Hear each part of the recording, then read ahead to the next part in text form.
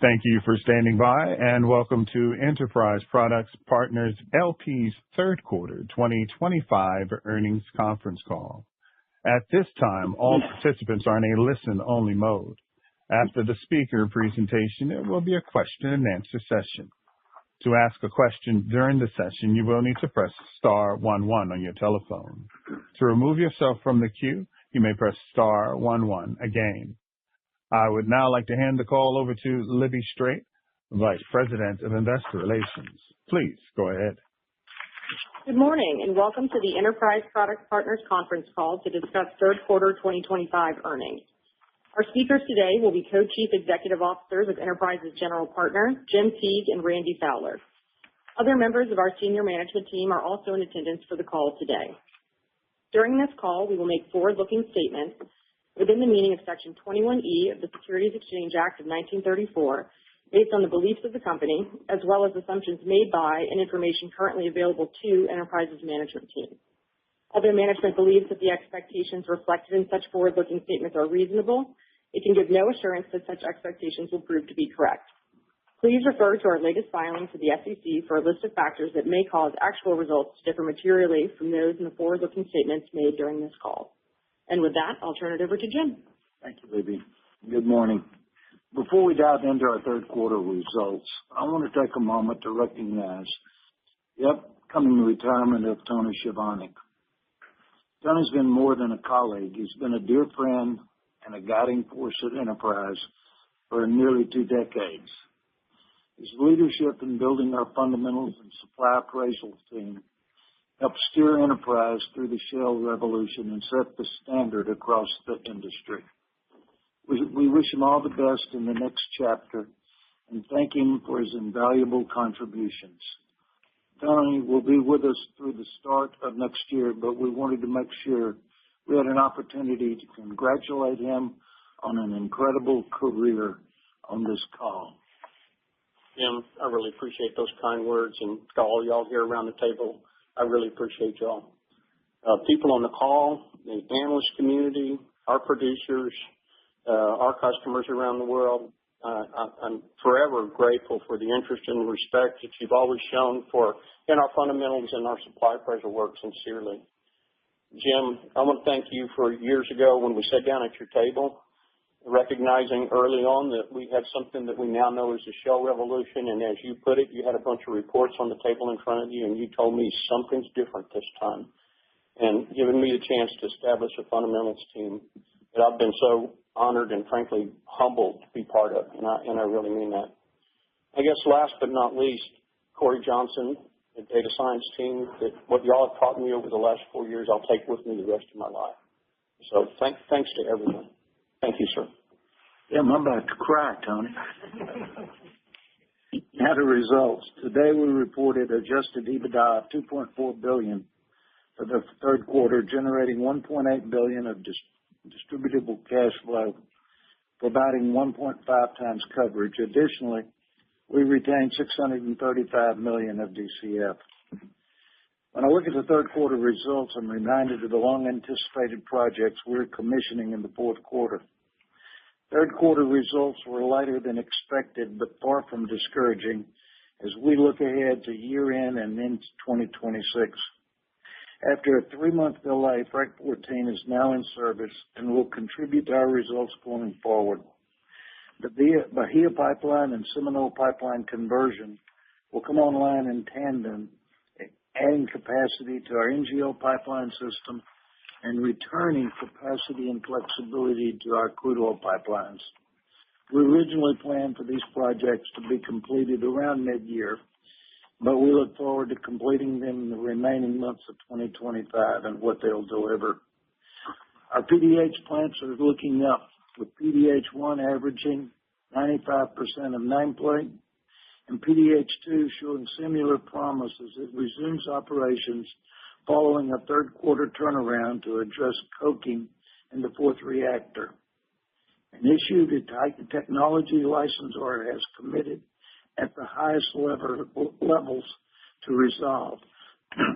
If you add all that up, I see a lot of upside that was pushed out of the third quarter. As you know, our petrochemical facilities at Monrovia have faced their share of opportunities and challenges. Enterprise is built on engineering and operational excellence, and Randy and I couldn't be more proud of the incredible work our petrochemicals teams have done to bring these assets up to our standard. We've never been more confident in the team we have in place today. With the Neches River Terminal set to be completed next year, we're nearing the end of a multi-year, multi-billion-dollar capital deployment cycle that began in 2022.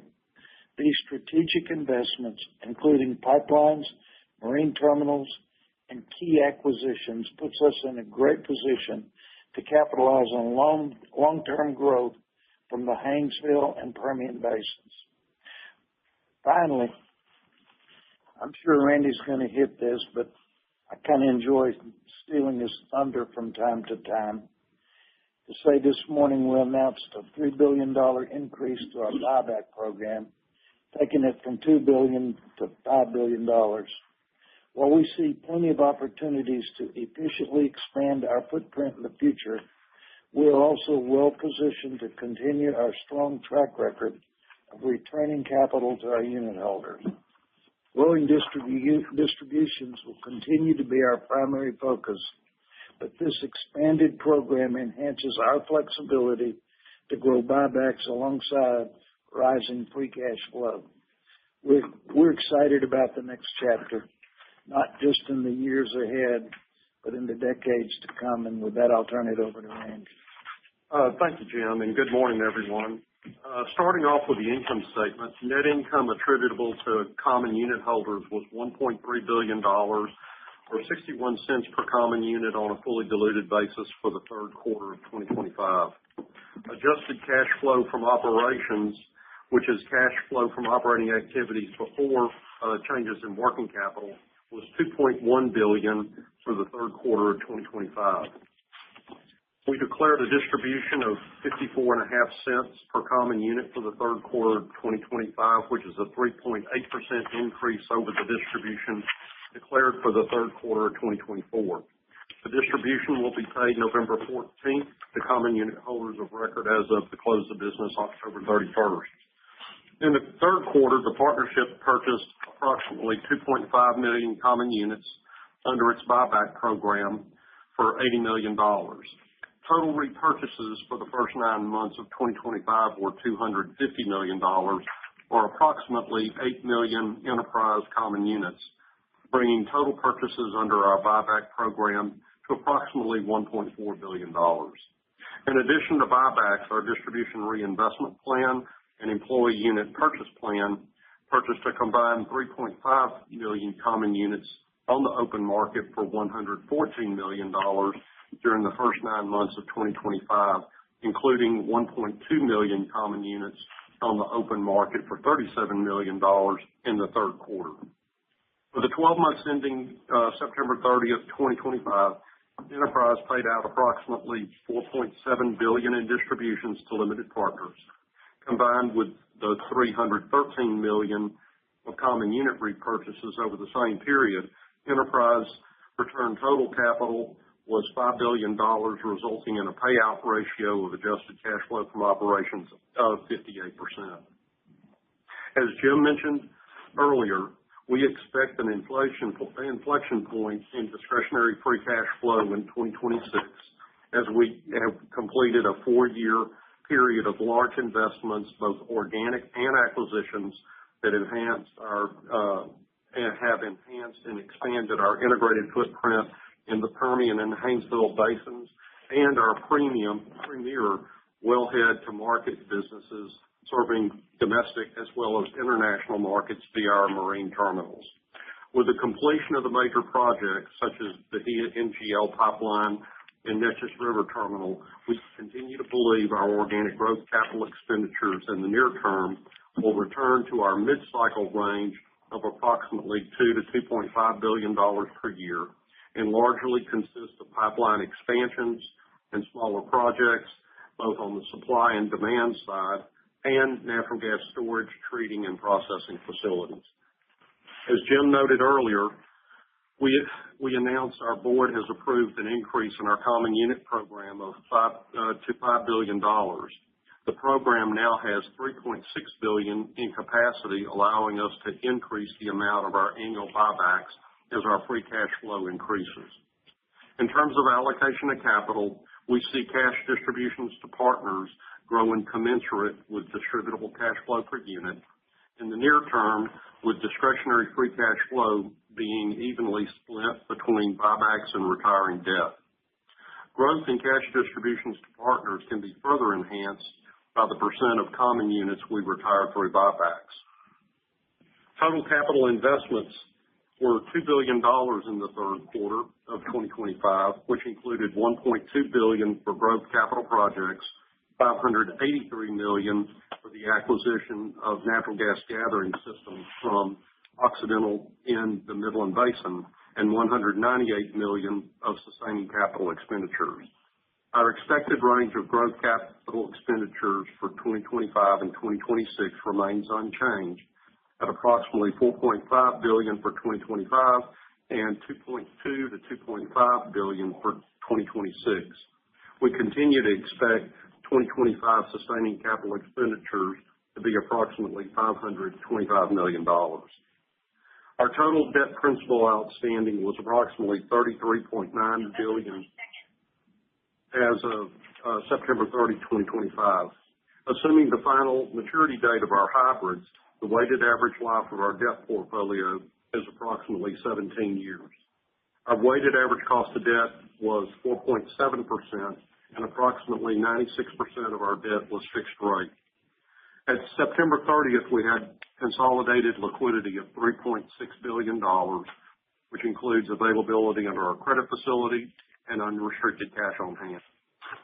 Our adjusted EBITDA was $2.4 billion for the third quarter and $9.9 billion for the last 12 months. As of September 30th, our consolidated leverage ratio is 3.3 times on a net basis after adjusting debt for the partial equity treatment of the hybrid debt and reduced by the partnership's unrestricted cash on hand.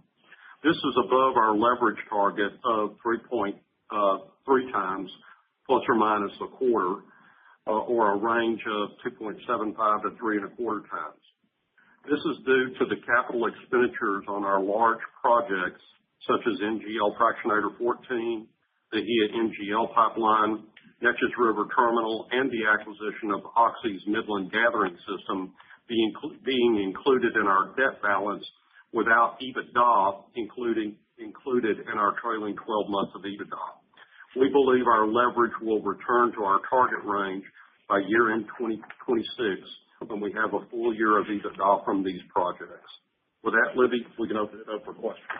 Thank you, Randy. Operator, we are ready to open the line for questions. Thank you. As a reminder, to ask a question, you will need to press star 11 on your telephone. To remove yourself from the queue, please press star 11 again. Please limit yourself to one question and one follow-up, or two questions to allow everyone the opportunity to participate. Please stand by while we compile the Q&A roster.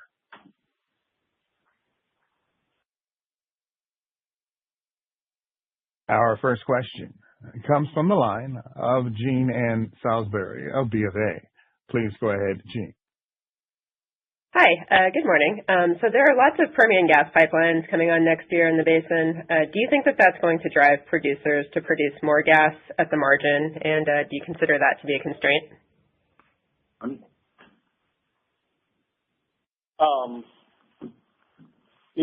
The Permian Basin, Jean Ann, is an oil basin, first and foremost, and it will be forevermore. I think the thing that more gas pipelines does do is just, and NGLs, transportation takeaway for both NGLs and natural gas at the end of the day, I'll say is healthy for the producers, meaning it is healthy for the basin. That's kind of the bottom line. That's how we see it, Jean Ann. That makes sense. And then I think I have one more for you, Tony. I think I know what you're going to say, but As LPG exports ramp, I've gotten this question a lot from people, but do you see Asia Rescom and petchem demand as sort of an unlimited sink for all that LPG, or is there, going to potentially require extreme price pressure on global propane to make it flow? Gina, I'm going to punt that one to Tug because he travels the world, he and his team. If that's okay, Tug, can I do that? Yeah, this is Tug. In short, I would say both Rescom demand is growing internationally and petrochemical due to lightening of the petrochemical feed slate. But the growth is really tied to supply. The U.S. will export what's needed to balance the market, and price will ultimately adjust to find that global demand. So we're not necessarily worried about demand. Hey, Jeanine, this is Jim. This is Jim. I've got a fundamental that I always believe in. Price creates supply and price creates demand. We're not going to have an issue with demand. Hey, Jeanine. That makes sense. Jeanine, while you're still on the line, I guess I sort of have one for you. You and I have always been in the industry sort of obsessed with this molecule called ethane, as you know. And we haven't always been on the same side of the ledger relative to this molecule, which now, again, just looking back, has become very important and will become more important. I remember in 2018 at our analyst meeting, I was on crutches and we were at the Museum of Natural Science and sitting there on the sidelines, and you came and sat down next to me and you said, I want to sit next to the only ethane bear besides myself in the industry. You remember that? I do. I remember that, Tony. And so what I'd like to say is we're approaching 1 million barrels a day of exports for ethane. That's a line of sight that the industry can see. And we still have, just like we talked that day, we still have 600,000 to 800,000 barrels a day that's being rejected. Yes, it's unbelievable. Tony, thank you for all of your help and time over the years. I'm really going to miss working with you. Thank you so much. Thank you. Our next question comes from the line of Teresa Chen of Barclays. Your line is open, Teresa. Good morning. I'd also like to congratulate Tony on his retirement and thank him for his insights and help over the many years. We wish you the best, Tony. Thank you, Teresa. Going to the capital allocation side of things, on the upside buyback authorization, would you all talk about or just provide more details on the capital allocation outlook for the next couple of years? What do you see at this point as a steady state run rate for CapEx? And do you expect to buy back stock on a more ratable basis given the visibility in free cash flow growth, or will it be more opportunistic and dependent on market dynamics? Okay, Teresa, this is Randy. Yeah, I think when we come in and think about sort of, as you put, over the near term, the next 2 or 3 years on organic growth CapEx, we do see it in the $2.5 billion range. With the projects that we currently have announced, and with a few that we've got pretty good visibility on that we think will come forward that's included in expectations. Next year, we see really 2.2 to 2.5 billion. Could next year get to 2.6, 2.7? It could, but we don't see it going to 3. And so I think that's sort of where we are on the CapEx side.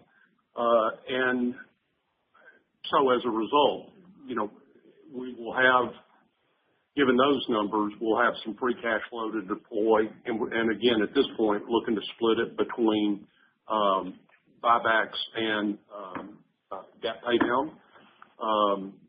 And I think because we're leaning in a little bit more on buybacks than what we've done over the last 2 or 3 years, there could be an element of programmatic buybacks in there, as well as I think, with the component of debt pay down that we have in there as well, that gives us a little bit more flexibility to be opportunistic. So really, I see the buybacks having a component of both programmatic and opportunistic.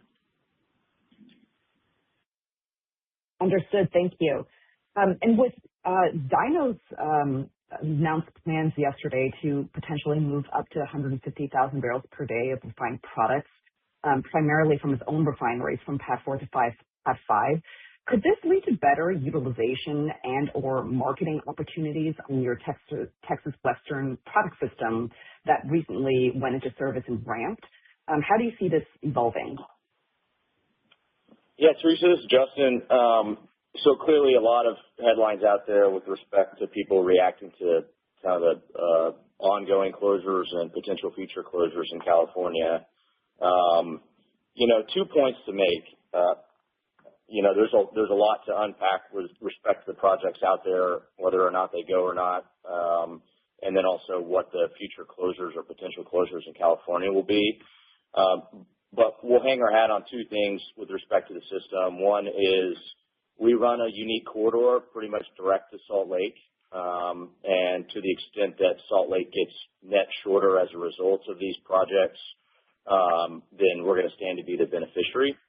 And then if you zoom out to our overall product system, both our TW system and our legacy TE system benefit from mid-continent pricing being at a premium to the Gulf. And really all three of these projects that have been announced do some degree of that. So our overall product system will benefit by if any of them go. Again, early days, so we'll just have to see how it plays out. It's very helpful. Thank you. Thank you. Our next question comes from the line of Michael Bloom of Wells Fargo. Your question, please, Michael. Thanks. Good morning, and also wanted to wish congratulations to Tony. We've really enjoyed working with you, so congrats. Thank you, Michael. Wanted to ask kind of a macro question, I guess. So you're signaling here an inflection point. You've completed a big capital build-out phase, and now you're kind of pivoting to some more cash return to shareholders. How much of this is just your view that the macro is less constructive with oil prices lower, drilling slowing, et cetera? Or is it just a function that you think like your system is built out, you're still expecting that growth, but you just have ample capacity? Yeah, Michael, I think it's just a function of large projects. I come back in, and if you just look at our history, we have had some large capital intensive projects that we've put into service, and again, our CapEx has flexed up, and then it's come back into a sort of a normal mid-cycle range, and I think that's where we are. Probably the most recent cycle of that was in 2015-16, where we built the Morgan's Point ethane export facility. We built the Aegis ethane pipeline running over to South Louisiana, and then we built the Midland Echo 1 system. That was a period of elevated CapEx. And then we came back down into sort of a $2.5 billion range until we saw the next large capital project. So I think it's more of a function of that as opposed to a change in our macro view of the economy. Okay, thanks for that. Makes sense. And then on the buyback, wanted to ask how you're going to basically balance the potential increase in buybacks with any tax ramifications for your unit holders, and does that create any kind of limit to the amount of buybacks you can do in any given year because of taxes? Thanks. Really, the tax ramifications are really for those selling unit holders, not for the unit holders that remain.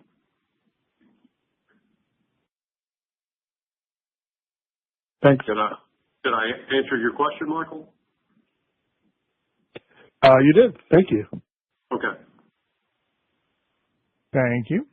Our next question comes from the line of John Mackay of Goldman Sachs. Please go ahead, John. Hey, good morning, everyone. Thank you for the time. Tony, I'm going to make sure we get a few last ones out of you while we still have you, so thank you again. Thank you. We haven't really talked about the kind of broader macro that much. The last question kind of touched on it. I'd love just to hear, you guys were a little ahead of the curve on being a little cautious earlier this year. I'd love just to hear a little kind of mark to market on what you're thinking now and, what you're hearing from your permanent producer customers. Well, is Natalie in here? Yeah, I think Natalie, tell us what you're seeing on our systems would be the best way to start. Hey, Michael, this is Natalie Gaydon. I would say in Midland, volumes are outperforming our expectations. I think the last time I sat on this call, I gave some well connects just for color. The well connects in 26 are up 25% from what I told you last time.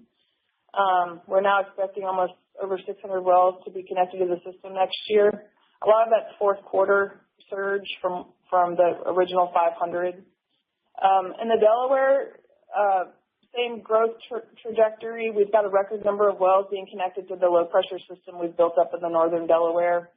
That growth curve is steepening for Delaware, and the trajectory remains intact and increasingly constructive. And then lastly, I'll say this, and I may say it more than once, but we don't talk about base volume durability and PDP and how it holds in on gas. I think that's sometimes what people miss, and I'll just give you an example. We have a producer in Midland that finished their development program a year ago. Today in Midland, those volumes are flat with where they were then. So in some part of the PDP and the base volume and durability of that volume, I think that's just upside. Jay, you got anything on crude oil or Justin on NGLs? Yeah, this is Jay on crude. My story is similar to Natalie. Again, we don't have the same large footprint. We're probably more heavily weighted to Midland Basin. But, from 24 averages to 25, we saw well above a double-digit gain in gathering. And we're seeing, at least based on producer curves for 26, something very similar. Hey, how are you contracted on Seminole? Yeah, we've mentioned it. Seminole comes up at the beginning of next year. We do have some space as that pipeline ramps up, but over the course of 26, we become very well contracted over the year. I'll say again, it'll be the last time I say it, the PDP wedge is the most underappreciated thing in the industry, particularly when you're a midstream company. That's the reality, and we see it time and time again. That's absolutely clear. Appreciate all that color. Second one from me is, talked a little bit about some of these projects coming on maybe a little later than hoped. Could you just give us a general target, $6 billion of projects coming on between now and, next couple of quarters? When would you expect those all generally, all else equal, to be fully ramped? What was the question? I think he asked when would we expect them to be fully ramped that I referred to in my... Yeah, I think what I said was Bahia will be on at end of November, 1st of December, Justin. Right. Okay. Frac 14 is up and running. PDH2 was in the process of running. What else was it? Nature's River Terminal. Came up in July. You want to take a shot, Tug? Yeah, this is Tug. Yeah, NRT will be, it's ramping right now. It'll be full, call it by middle of next year, that first train. And then the second train comes online shortly after that, and that'll be our LPG ethane flex train. And we'll have long-term LPG contracts commence once that train starts as well. Okay. Are you fully contracted on ethane and LPG? We're around 90% contracted on LPG, and we are fully contracted on ethane for term. All right, team. Appreciate that color. Thank you. Thank you. Our next question comes from the line of Jeremy Tonet of J.P. Morgan. Your question, please, Jeremy. Hey, good morning, guys. This is Rothan, ready on for Jeremy. I just had one question. I think previous remarks had touched upon the potential for, not a major step up in 26 organic growth CapEx, but maybe point to the high end, if anything. In that case, curious where in the value chain you see the most attractive opportunities for organic growth, and if you could just expand upon that a little bit. I'll take a first shot at it and then let Natalie and maybe Tug. I don't think we're through building gas processing plants, and the appetite we have for exports is stunning. And I think you could see us move in both directions. Natalie, processing? Yeah, this is Natalie. On processing, if you think about it, there's 5 BCF a day under construction, let's just call it in the Permian, of gas processing capacity in a basin that's been growing almost 2.2 BCF a day a year. So in the near term, probably call it 1 to 2 year window, we've got clear line of sight to 2 more plants, 2 more 300 a day plants, one beyond what we've announced, 1 in each basin, and we've got further expansion opportunities beyond that. And then as we expand our gathering system, our ability to scale with capital efficiency is really rooted in the reach that we already have. So I'll just leave it there. Natalie, you want to add on what we're seeing on natural gas power generation in Louisiana and Texas? Oh, yeah. So we're capturing indirect upside from some of those that data center demand, really through incremental power gen. Across Texas and Louisiana, we have an advantage interconnect footprint in really San Antonio and Dallas area. So we're well positioned to benefit from that trend without really much incremental CapEx. On the behind the meter side, we've got several high margin, kind of low touch opportunities that require minimal investment there, but they offer outsized value uplift. Yeah, and this is Tug. Just with respect to ethane specifically on the export side, we're continuing to see strong international interest for ethane. There's a lot of demand, so there could be some opportunities there as well. Got it. Very helpful. Thank you, guys. Thank you. Our next question comes from the line of Keith Stanley of Wolfe Research. Please go ahead, Keith. Hi, good morning. First, I thought you sounded more optimistic than previously on the PDH issues now being behind you. So am I hearing that right? And can you talk a little more to what gives you confidence after this turnaround that you're more or less in the clear going forward? This is Graham. On PDH2, we've had some issues with coking on the 4th reactor. As Jim mentioned in his remarks, we've developed new operating procedures and made some modifications during the outage to address some of those, and we continue to work with a high-level team from our licensor to improve the process. And if you look at on PDH1, if you look at our run rate for the quarter, we had a very high run rate, a few minor issues, but the team out there has really done a great job of being able to reduce some of the impacts, and we know we've got line of sight on fixing a few of the issues that we have, so we're very optimistic going forward that the PDH run rates are going to continue to increase from where they've been, and we'll see a great improvement in 2026. That's great to hear. Second one, on your Permian NGL pipelines, can you remind us the business model that you guys pursue here? So is it you're primarily transporting NGLs produced at your own plants on your Permian NGL pipelines, or is there any meaningful amount of third-party NGL volume that you move on your Permian pipes today? Hey, Keith, it's Justin. So it's a portfolio of all of the above, but it's primarily rooted in the volumes that our gathering and processing plants bring to us. I'll give you a data point.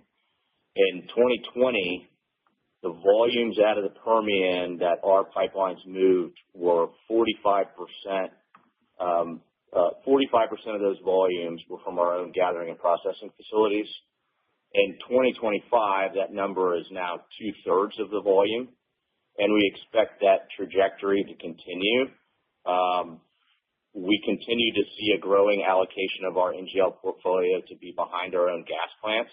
And while we'll continue to look for other third-party opportunities, we don't expect that to be our baseline assumption as large as it's been historically. That's a very helpful data point. Thank you. Thank you. Our next question comes from the line of A.J. O'Donnell of TPH. Please go ahead, A.J. Morning, everyone, and congrats on your retirement, Tony. Thank you. I wanted to go back to just some of the NGL and LPG stuff, especially on the terminal volumes. It seemed like, for the third consecutive quarter, we saw lower implied volumes on the LPG side. I was just wondering if you guys could provide maybe a little bit more detail on kind of what's going on there, if there's anything to unpack. Yeah, this is Tug. In the third quarter, we had some minor maintenance, which resulted in some lower volumes, and we had some cargoes roll from month to month. So nothing other than that. Demand's still strong. It's robust. Okay. And then just one other, just continuing on this theme of LPGs, we're starting to see propane inventories notch new records here. Curious what your view is on the latest for the domestic propane market, and maybe if there are any read-throughs on tailwinds for your storage business and or marketing opportunities you're looking out over the short to medium term. If Contango presents opportunities, we have the storage assets to monetize that, and we will. With respect to lower LPG price, that could provide potentially some arbitrage opportunity across the water. Those would be the opportunity sets. Okay. Thank you, guys. How do you see our storage? I think Doug's right. We got a lot of storage. We got the biggest storage position in the world. So propane goes contango, it'll be beneficial for enterprise.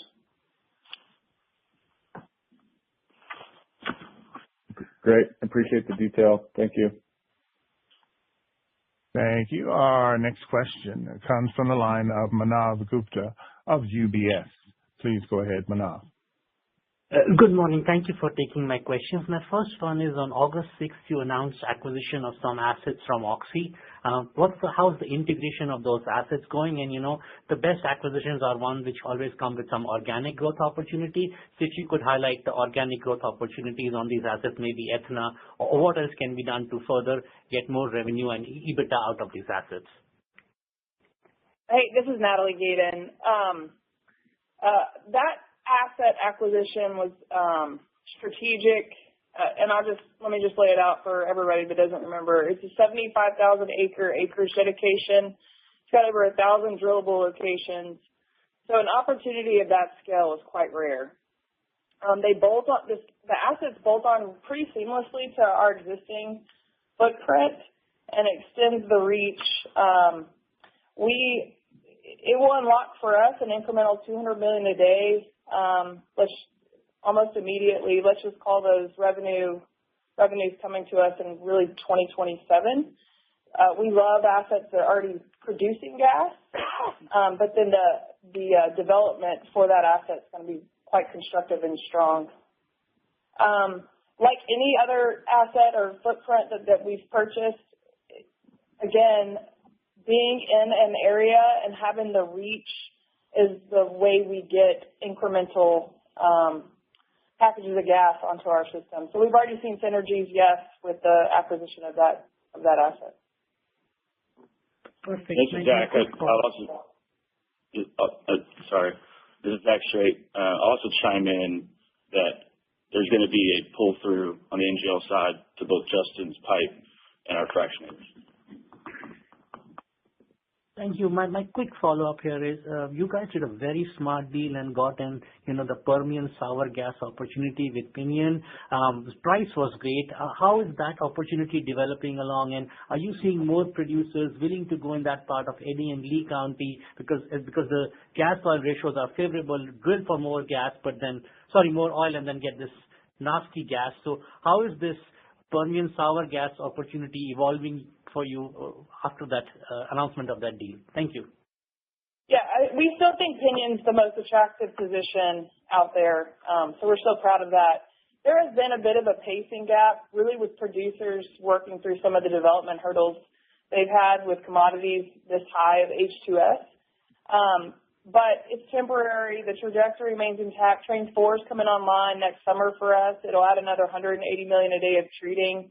We see Train 5 and 6 right behind it, so the setup for that system is extremely bullish. Thank you so much.